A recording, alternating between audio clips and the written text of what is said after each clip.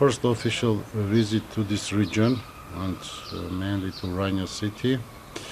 And first time I came here to this nice cultural center to see how we can bring our cultural ties more closer.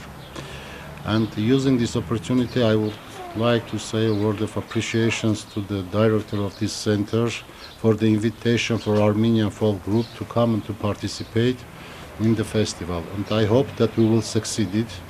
And an Armenian national group will participate in this cultural event, which will be organized in September.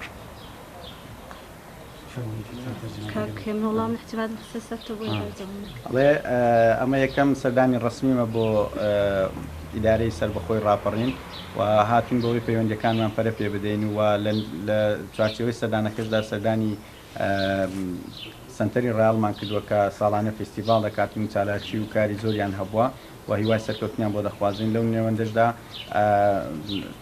داوەتنامەیەکیان پێشکەشی من کردو بۆی گروپێکی کلتوری ئەم ساڵ بەشداری هەشتمین فێستیڤاڵەکە بکاتن و ئێمە کاری لەسەر دەکەین و بۆی بتوانین کلتوری ئەرمینیا لە چوارچێوەی فێستیڤاڵەدا نیشان بدەین و هیوای سەرکەوتنیان بۆ دەخوازین.